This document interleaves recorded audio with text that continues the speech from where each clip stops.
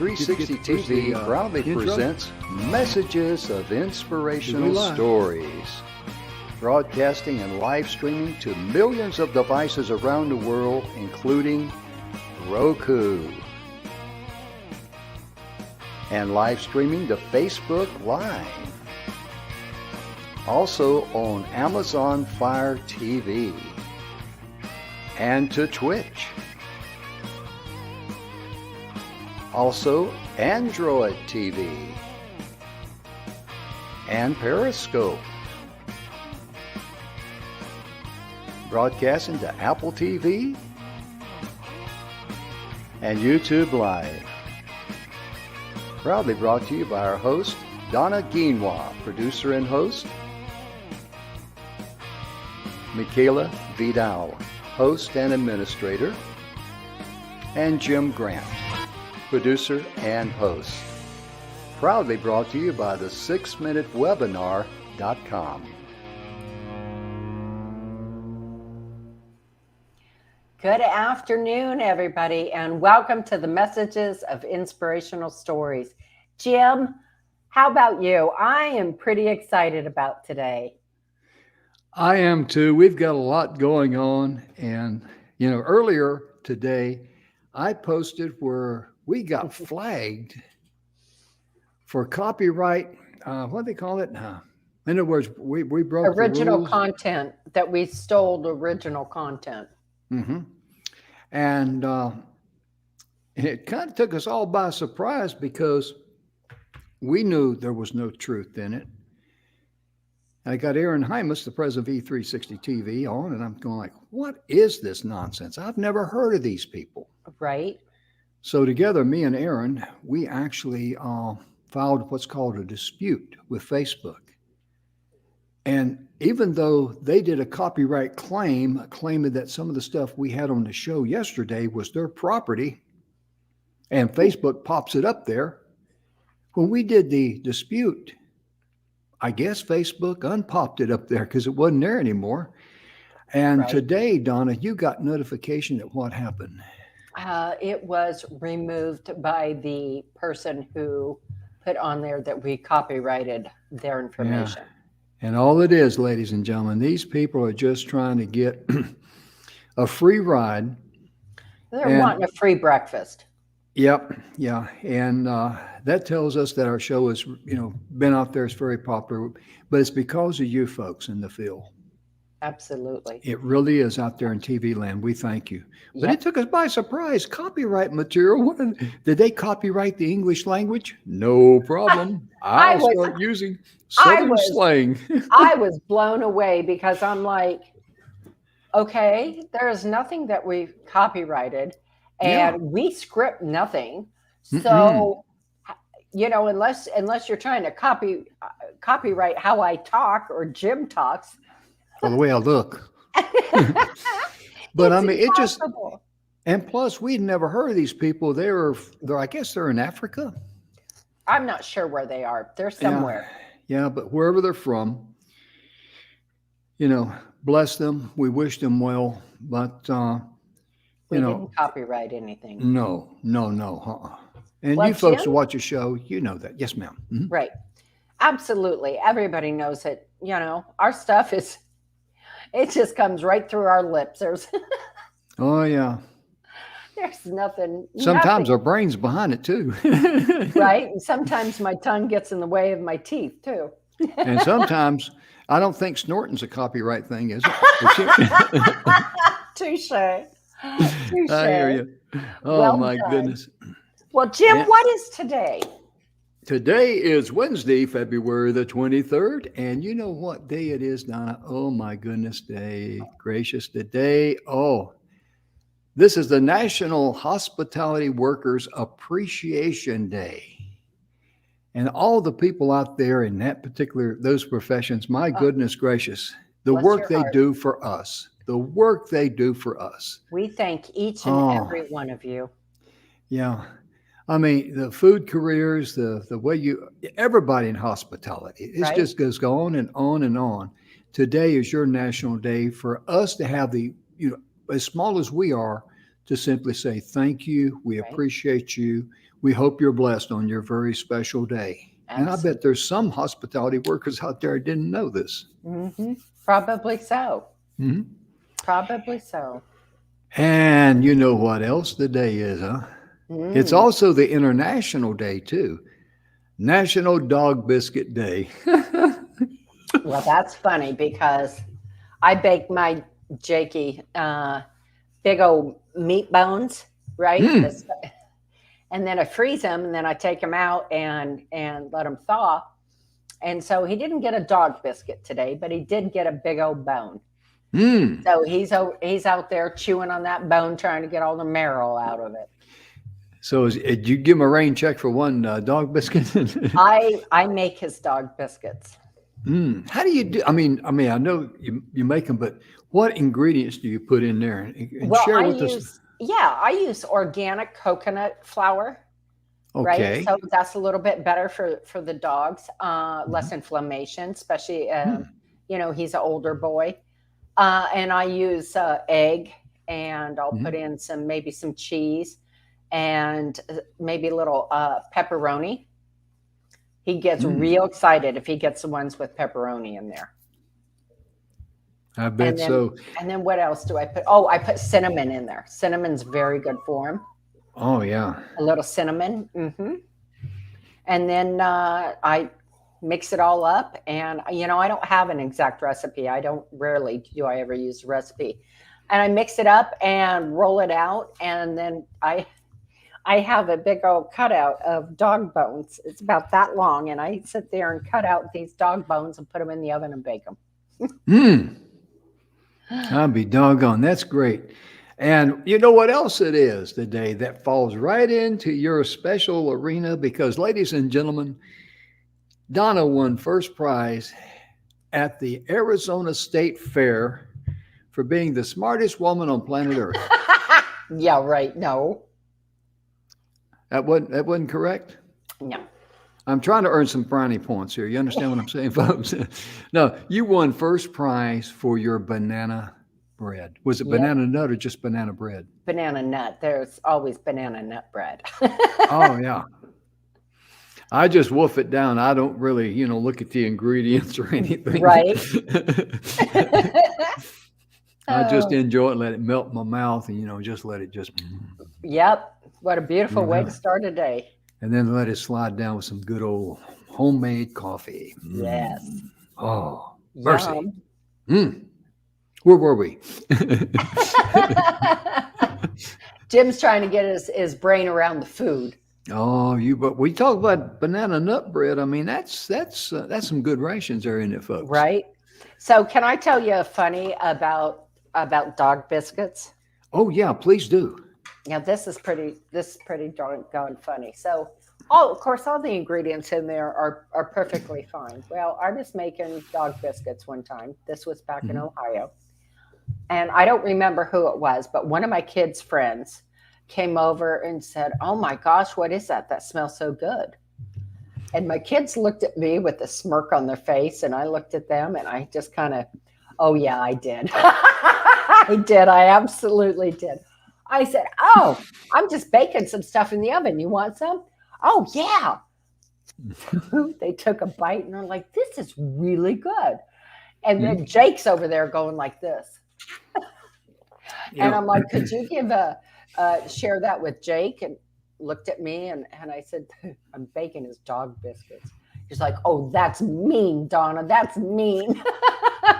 But the ingredients in it is good for us too. It's Right, delicious too. Yeah. right, absolutely. So do you and Jake sit down and break biscuits together or break bread Yep, together? yep. And Jake's a very healthy boy. It's wonderful because he's 14. Is that right? Yeah, he'll be 14. 14 in April, Wow. And he which is is a big great. boy, isn't he? He's a Great Pyrenees. Mm. Yeah, he's actually a mix. He's Great Pyrenees Husky, so he's half giant breed, half large breed. But he Hmm. he looks all Pyrenees, minus he doesn't have quite as much fur as a full-blooded Hmm. Pyrenees, and I'm Hmm. okay with that because let me tell you what, it there isn't a day that goes by that there isn't fur flying all over my house. Is Yeah. that the four cats and Jake getting into it or what? No, just they walk. Jake walks by and the fur just goes poosh. Yep. Just keeps coming off, huh? Hmm. Amazing. Donna, we've been covering so far this week some good old world sayings. It's a show we've been wanting to do for some time because some of these old sayings, we've heard them ever since we were, as the old saying goes, knee high to a duck. Or knee And high to a that's it. grasshopper. Oh, yeah, yeah, yeah. But as many times we repeat them ourselves, we kind of, know what we mean. But when you stop and think about it, I mean, it's just like this one old saying, at the drop of a hat. And of course, we know that it means to do something without delay. Right. But in the 19th century, a hat was used to indicate the start of a race or a fight. Yes. A hat would be dropped or swept into the downward arc for participants to begin the activity that they're in. And that's where that old saying came from, at the drop of a hat. I Man, love it. I do too. I And have one, okay, and it's kind of one of my favorites. all right. When people say, "I'll be your huckleberry." Oh yeah, I've heard that in the Tombstone movie. Uh-huh. I'm your huckleberry. What does Right, that I'll be mean? your huckleberry. Mhm. And the phrase was may have been based on Mark Twain's classic character in Huckleberry Finn, Mm-hmm. but it also goes on to say um, it became obviously very popular in 1993 movie Tombstone with Doc Holliday. But it is a pretty commonly used phrase in the South. And basically, I'm your huckleberry means name the place and I'll go with you. Name the job and I can do it. I'll oblige you or I'm your man. Mm. In other words, I'm your sidekick all the way through, Huckleberry, huh? Yeah. Right. So, he was saying in that, I'm your huckleberry. I'm your backup. I'm there for you. I'm your friend. Mm. Absolutely. That's an interesting old world saying. And first time I heard it, or maybe not the first time I heard it, but it was in the 93 movie Tombstone. Right. With And Val Kilmer. yes, yes. And I tell you right now, it was Val Kilmer, and I think Kurt Russell was in Kurt there. And Russell, Sam yeah, Elliott, mhm, yeah. and And a couple others. yeah, I don't know if we've covered basket case yet, have we? No. If someone says, "Oh, he's a basket case" or "she's a basket case," what does that mean? I mean, it means they're just really stressed out, or really wired, or whatever. But the real meaning started in World War One. Tragically, it meant that many soldiers had lost limbs and had to Oh. be carried, and they were put in makeshift baskets, and Oh. it was referred to as basket cases. Oh my Oh my God. goodness, can you imagine that? Wow. I Yeah, hadn't I had no idea that's what that meant. neither did I. Neither did I till I looked it up. And it's really amazing how some of these old sayings, we know what they mean when we say them, we use them, and they mean this, but little did we know that the origin came from over here. Right. Right. Just amazing. Another one, excuse me, was bite the bullet. Right. I think you can imagine what that actually meant, where it come from. That It one's means, pretty literal. yeah, it means to get through the pain and get on Mhm. with it. Bite the bullet. Just, suck it up. And there was no such thing as a pain reliever or anesthesia in the 19th century. So as a result, when soldiers were injured on the battlefield and needed to have treatment, especially surgery or something, they would give them a bullet to bite down on to help them, to keep them from screaming. Right. Well, I'm sure glad they used drugs on me, man, when I was in the hospital. Mm. Oh. Well, I like this one. How about you look happy as a clam, Jim? Okay. Well, thank you very much. You don't look too Right? bad yourself today. Mhm. Obviously, it means somebody's happy and they're content, but why exactly are clams so dadgum happy? The Mhm. original expression was happy as a clam in high water. When a Hmm. clam is in high water, they are generally safe from predators. So being Hmm. happy as a clam means you're happy and content with no worries or fears about your safety. Hmm. So I did not know that. I didn't either. I didn't know I was happy as a clam. Clam, you said it, but I'm very happy as a clam right now, you know. Oh my goodness. Donna, I don't know if we've did we cover dress to the nines? Yes, We did, okay. we did. We did. But Hmm. I know one we did not cover. Okay. All right. How about this one? Pardon my French. Right? Mm. People still use that today, right? So next time you bust out with a curse word, excuse yourself quickly by saying, pardon my French, right? This would be often used in what was termed mixed company, and it felt like that the words were going to be uttered were too harsh for someone, or so not to offend people in general. Of course, it didn't undo the fact that words were said, but it was a charming way of remaining polite and adding a bit of humor to some less savory word choices. Okay. That's interesting. And I'm going down my list over here. Feeling under the weather. Did we cover that one? I don't think we I did don't we? think we did. No. Feeling under the weather, we know what that means. You know, the person's not feeling well, they're sick, whatever. But the real meaning, this is another one of those old world sayings that comes from the sea. Sailors would rest under the bow of a ship if they became sick during a voyage. This was the best place as it would protect the sailor from bad weather. Oh, Those wow. that were ill were described as being under the weather. I did not know that. I did not know that either. That's Mm-mm. interesting. That's It really interesting. is. Mhm. Okay, how about this one? We've all heard it, but some people don't know what it means. Carpe diem. So it is a Latin phrase which means seize the day. And Mm. it can be when someone says carpe diem, their intention is to take charge of the day, live in the present moment, and not worry about tomorrow or the future.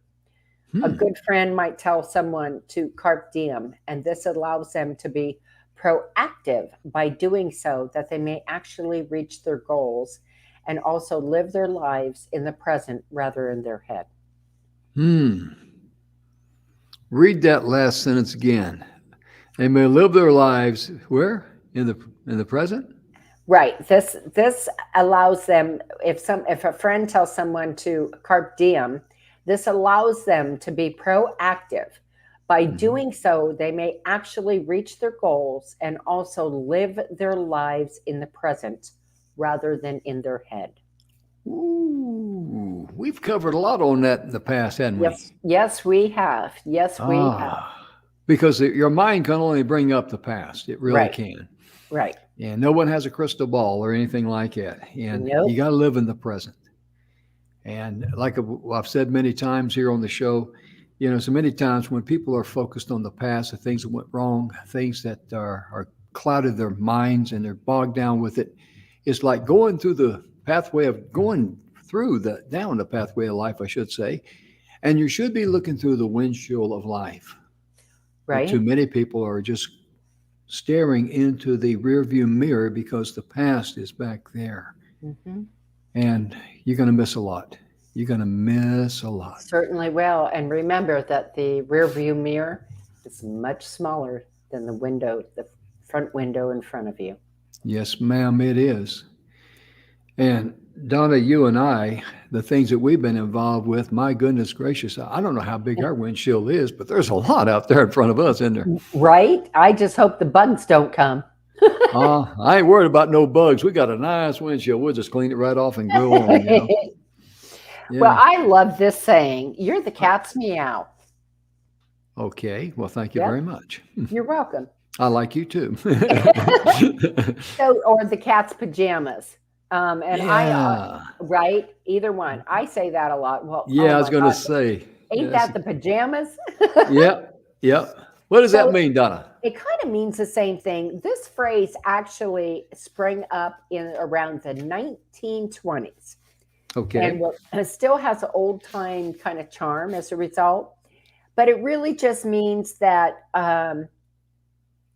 you really like someone. It's a slang term.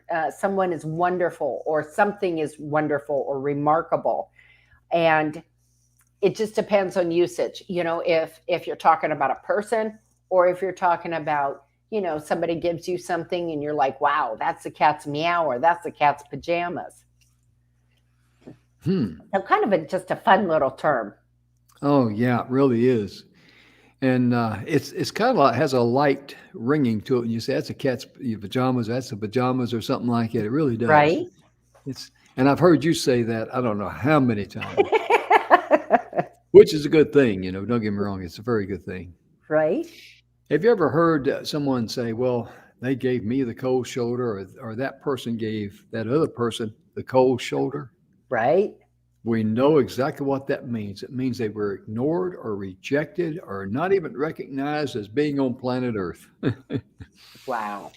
But what it means, the real meaning at medieval banquets, excuse me, the host would give his guest a cut of cold meat, usually the shoulder, to indicate that the feast was over and it was time for them to go home. Oh, Yeah. I nice to just, I have you. just, Now you got to go. yeah, yeah. I just stopped by for a cold shoulder, was all. Wow. Mm. Wow. Well, how about this one? Bury the hatchet. Oh, yeah. Yeah. We've heard that forever, Oh, yeah. right? Hmm. Well, the meaning is to end a quarrel or conflict and become friendly. Now, Hmm. here's the interesting thing: the origin is during negotiations between Puritans and Native Americans. Men would bury all of their weapons, making them inaccessible. Wow. That's trust. Right? So they literally buried the hatchet. Wow. It really shows trust. I'll tell you right It now, really does. And Donna, whenever it comes to these old world sayings, how many of those that we've covered so far this week that we have heard and we have said and did not have a clue of the original meaning? I mean, there's been a bunch in there for me. Absolutely. And when it comes to like, oh, let's see here. We covered the honeymoon. We didn't, and that was a funny one. I'm going to cover that one again because we know what honeymoon means. Right. Two people get married and they go on their honeymoon.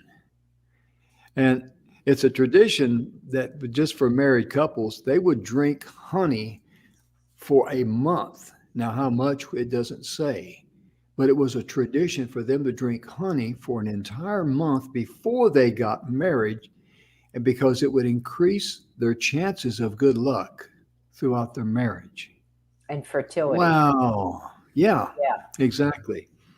And it's amazing how some of these old myths come into play, and a lot of people think they're gospel. Right. They think they're carved in stone or something, and Hmm. they're not. It's just whoever came up with that. But it's funny how things catch on. Oh, In fact, absolutely. did you know here in the United States, Mother's Day? Do you know how all that got started? No. The greeting card company. They wanted to sell more greeting cards, so they came up with a day.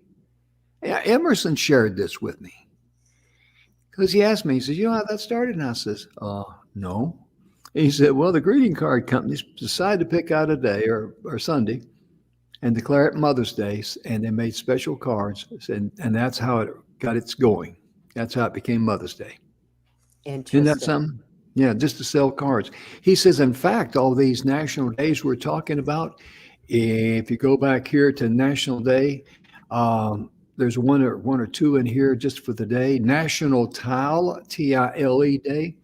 He says normally, the companies would create a national day for their particular product just to generate sales. Right.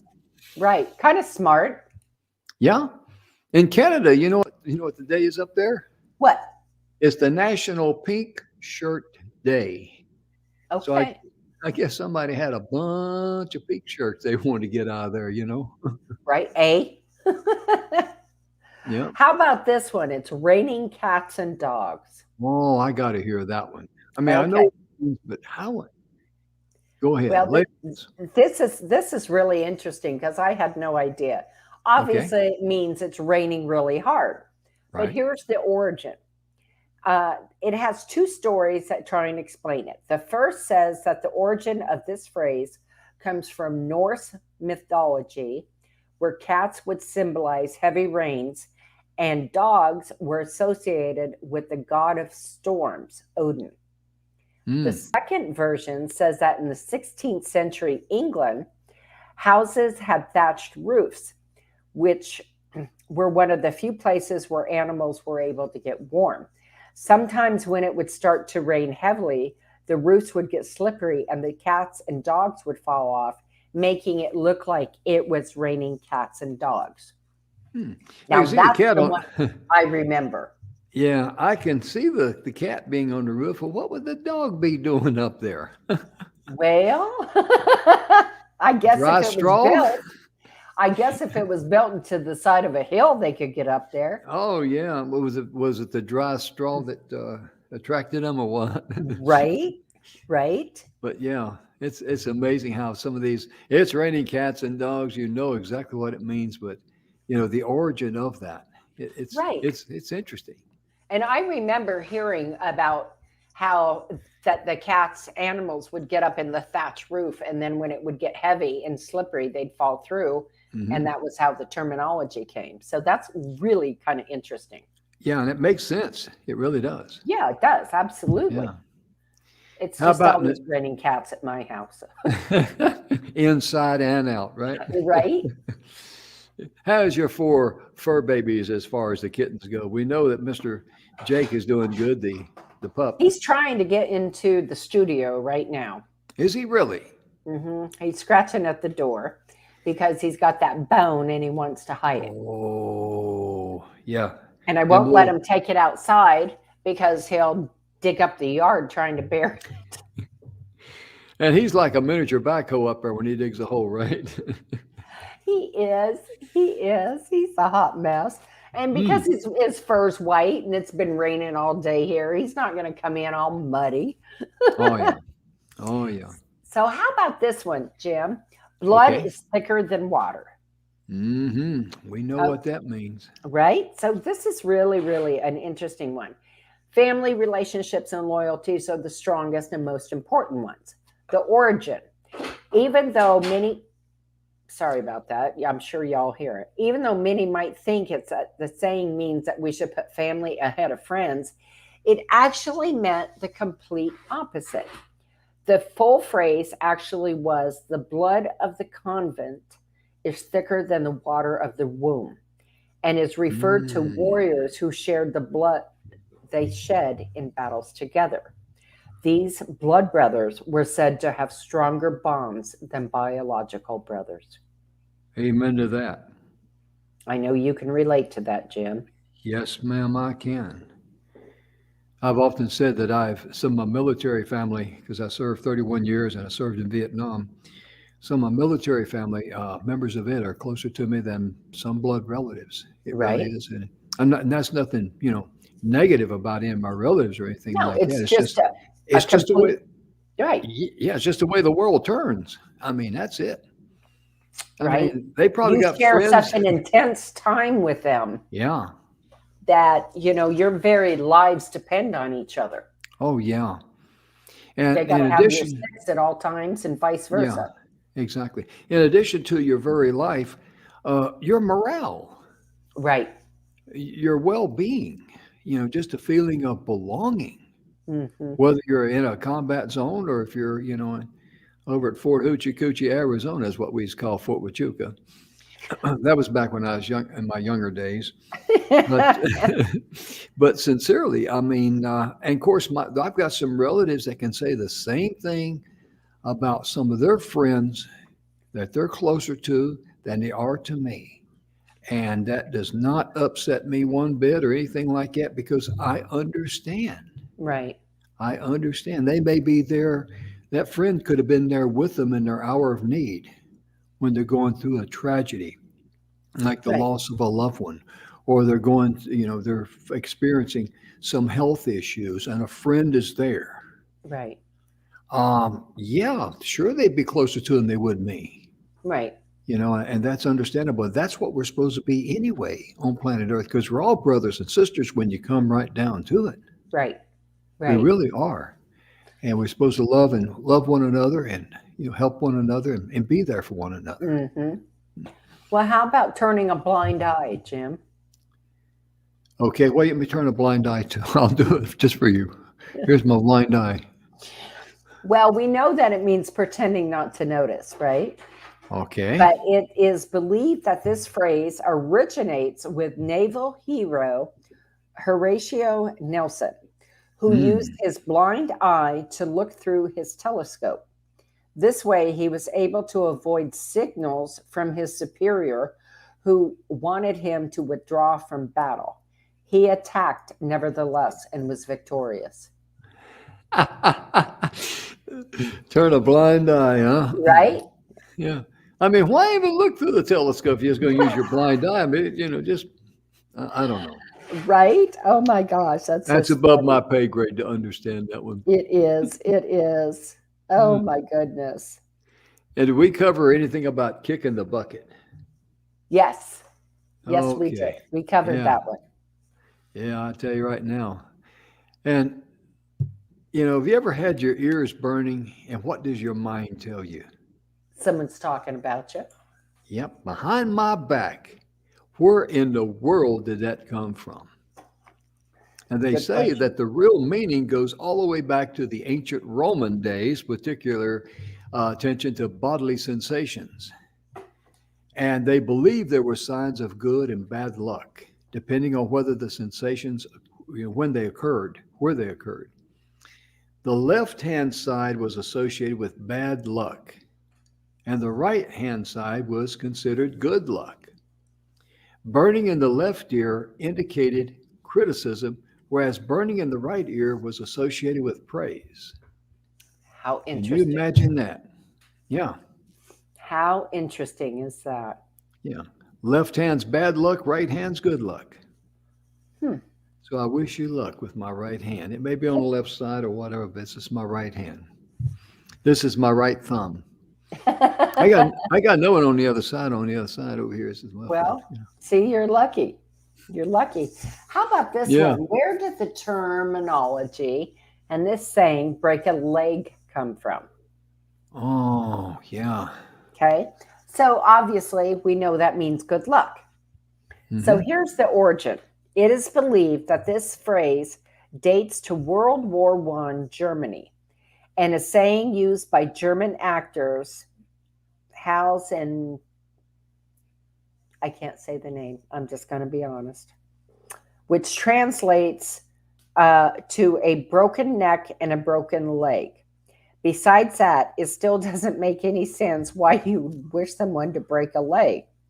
Well, as it turns out, popular folklore down through the ages encouraged people to wish others bad luck since it was believed that wishing someone good luck would tempt evil spirits. So you guessed Mm. it. People started wishing each other to break a leg in order for them to not break a leg.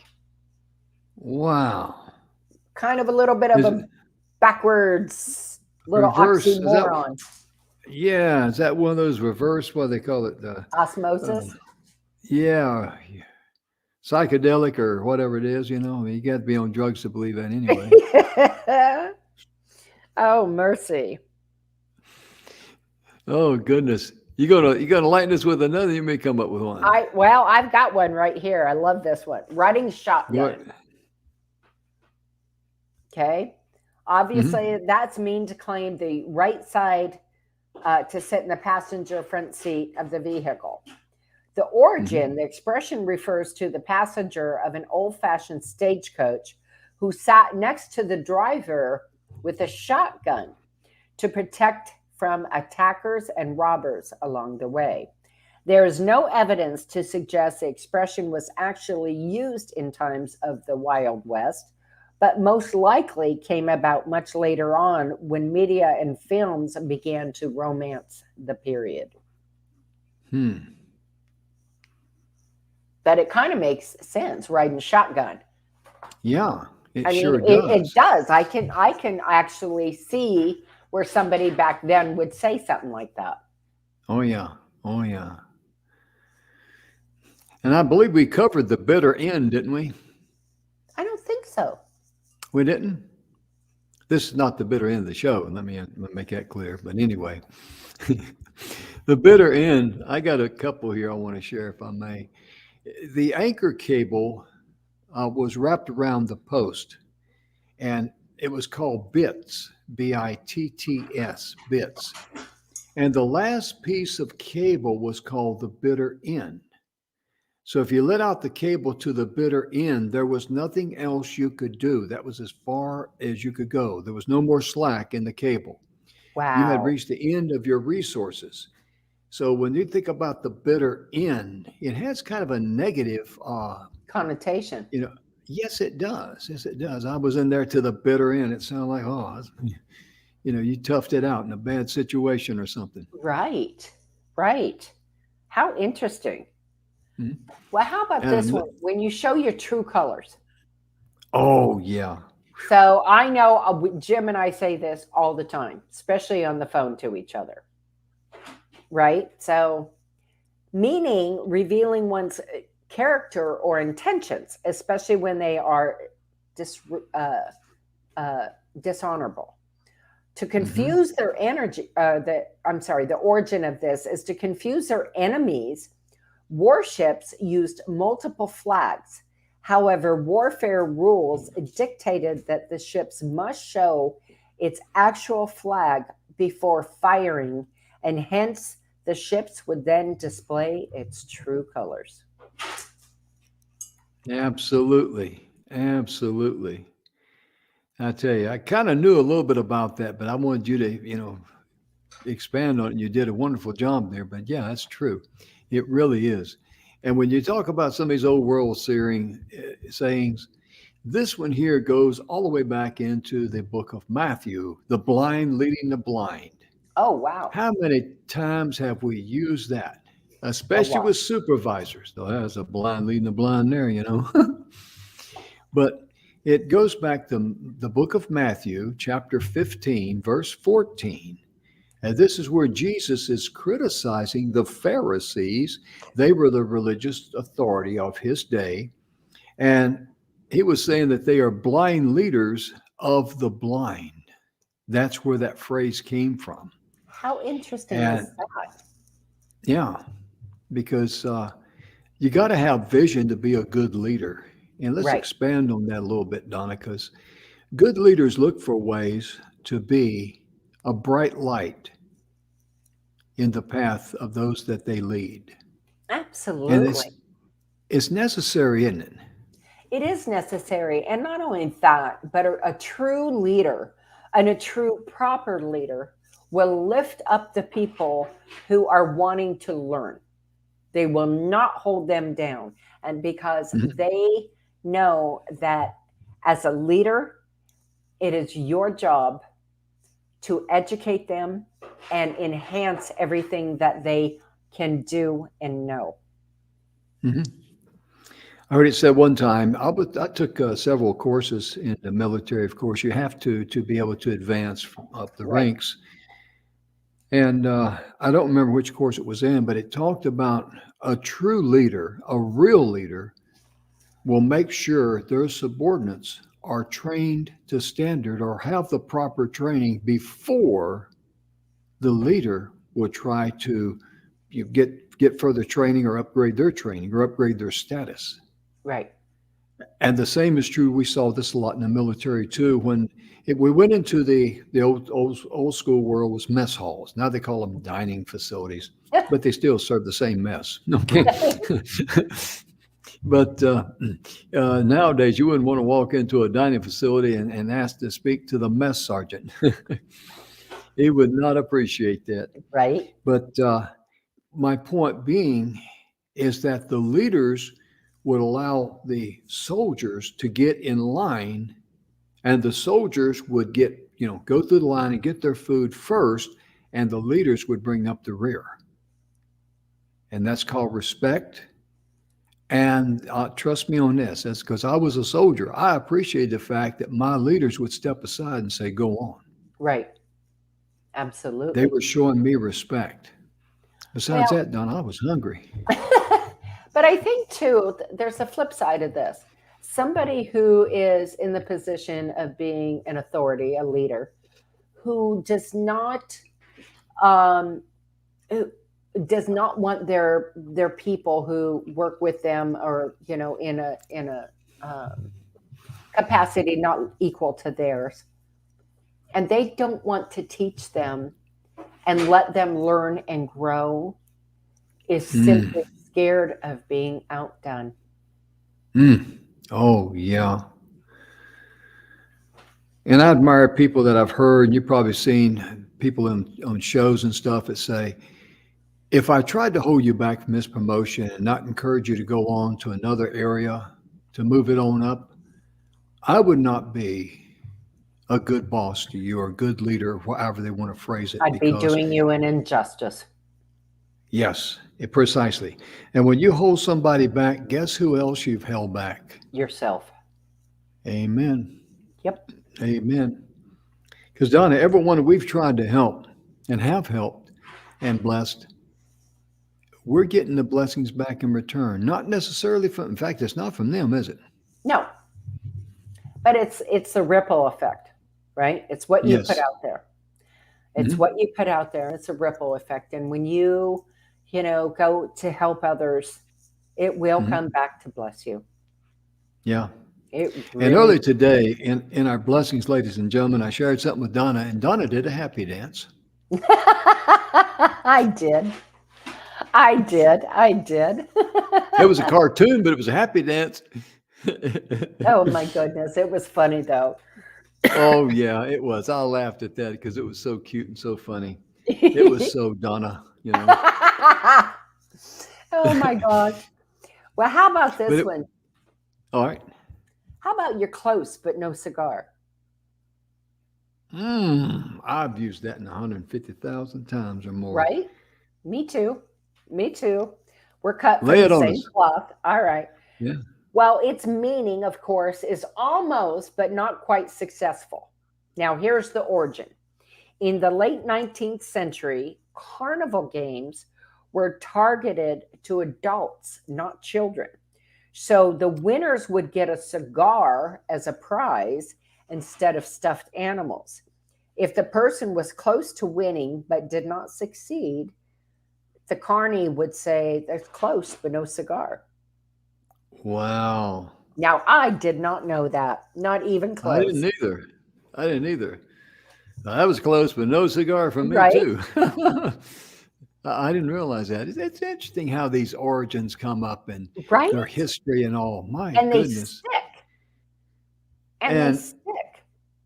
yeah, and we didn't mention yet about let's go out town Saturday night. Let's paint the town red, right? Hmm. Paint the Now, I've town or never, paint it red. Yep. yeah, I've never said that in my life, of course, and I know you haven't either. But you know really what that means to paint the town red? We all know it means you're going to go out and have a great time. Right. But there are several explanations for that old saying, but it's generally attributed to a night of drunken antics in 1837 by the Marquis of Waterford. According to the records, this Marquis was a known drunk and renowned for his drunken rampages in the small English town of Melton Mowbray. Wow. On this particular night, however, the Marquis and his friends went wild, vandalizing houses and even painting the doors and a statue with red paint. Oh my So it goodness. it was that's recorded. It was in the English town of Melton Mowbray. That's Mowbray. And who in the world you think about that? Painting up doors and statues and everything red. I mean, it sounds like work. Right? Yeah, that Yeah, I can imagine there might be some unhappy people. Oh yeah. Oh yeah. Hmm. Okay, Yeah. Jim, I know you've used this. I've used it. Put a sock in it. Put a dadgum sock in it, right? Okay, so this is interesting, and this I did not know. And I Okay. grown up with hearing this, and it'll be interesting, if you know this. So the meaning, of course, is stop talking. But the origin of it is in the late 19th century. People would use woolen socks to stuff the horns of their gramophones or record players to lower the sound since these machines had no volume control. Oh wow, that's neat.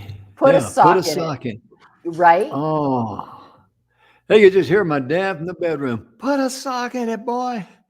I'm trying to Right? sleep with. One of my dads is saying when we'd have something loud or be doing something loud. What in the world are you trying to do? Wake up the dead? Oh, yes, absolutely. And my mom was notorious for saying, close that dang door. And we don't live in a barn. Yeah. Were you raised in a barn? Close the door. Uh-huh. I've heard that more than once growing up. Yep. My mom always used to say, if somebody, you come home from school and you say so and so did this and how that all that works, and she'd look at me and she'd smile. My auntie used to say it. Well, it just depends on whose ox gets gored first, huh? Okay. Oh goodness. Oh my. We're having too much fun with these old sayings, ladies I and gentlemen. know, I know. And Mhm. for me, Jim, being, and your folks are gone too, is what my folks are gone. But it Yep. brings up so many happy memories. Mhm. I can Oh hear it. yes. I can hear it, as a child, I can hear it. Hmm. Yeah. And some of the old sayings that you may have heard out there, ladies and gentlemen, just email us at inspiration e360tv. We'll be glad to share them. If you don't get them to us this week, we'll be glad to say, we got an email from Joseph or Mary H from Yes. wherever, and they had an old saying that they wanted us to share with you folks, and whatever it might be, because we don't have a patent, nor do we copyright old sayings or anything like that. We want to make sure we make that official announcement there. So, Oh but my goodness. How about this one? Get one's goat. oh yeah, Yep, an oldie but a goodie. So yeah, obviously that means that you're irritating someone, right? But here's the right, right, origin of it.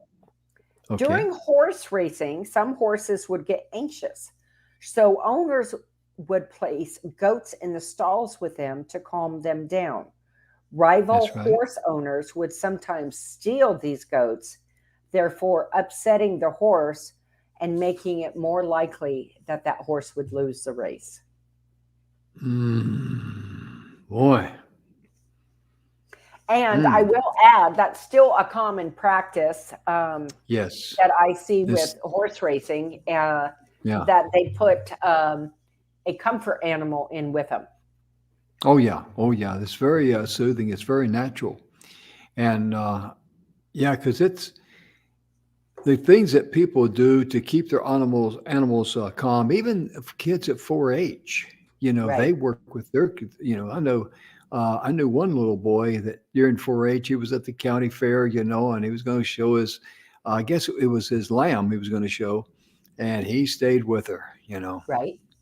I mean, just as much as he could. He'd only take bathroom breaks and maybe break here or there, but yeah, he wanted to stay with his sheep, to Oh keep yeah. it calm and all that. And it's really amazing because animals, well, they're like anything else. You put them in a strange place by themselves, they're going to get antsy. Yeah, absolutely. Absolutely. And if they got their friendly goat with them, it's they know from the stables back home. Well, guess what? At least they got a buddy. That's Right. important. That is important. That is important. Hmm. So let's talk about the Achilles heel. Oh, That thing, huh? You want to bring Yeah, that up? Go I ahead. know. Go All right, ahead. now you let the cat out of the bag, Donna.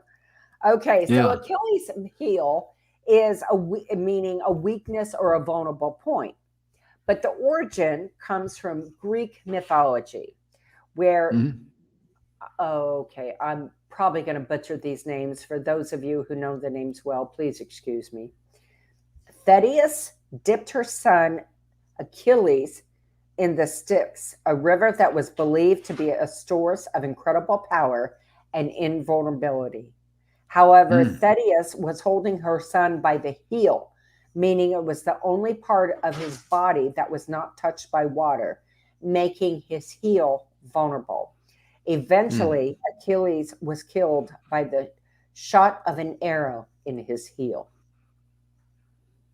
Mm. Interesting. It really is. Oh my goodness. It's just one of the things that I was seeing over here, and I think I kind of let me. No, I didn't lose it. I just misplaced it. But when it talks about, here's something else. You've ever heard the old saying that Rome burned and Nero what? He was fiddling, right? Nero fiddled while Rome burned. That was it's an old myth. There's no truth to it whatsoever. And because when Rome was at that point in time, the fiddle hadn't even been invented. See, this is a legend that when Rome burned in 64 AD, the Emperor Nero was playing the lyre or the fiddle, Lyre.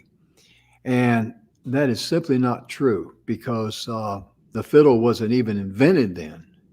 And a lot of historians have said this, they don't know how the story got started, but it is 100% false. I guess it Interesting. was just somebody saying that, to make an excuse just to make him look bad, or make him look worse than he was. How interesting is that?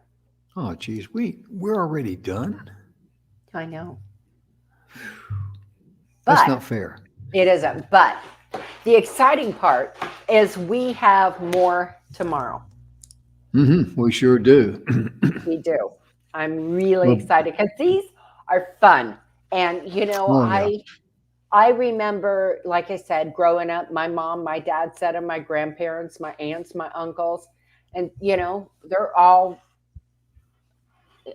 old farm hands, ranchers, Hmm. and that was the things that was said back in the day. Oh yeah. Oh yeah. Oh yeah. And a lot of those old sayings were just said just to get a point across, crystal Right. clear. Right. You know. Well, Donna, our Absolutely. time is gone, and I've really enjoyed it, I have to. and hopefully we didn't copyright on anybody's, Royal Highness today. Or anyway, I won't go any deeper than that. But really, it just took us by surprise for us to get accused that we had infringed on someone's copyright. We would never do that. I'm gonna play the fiddle while she closes out the show. Oh.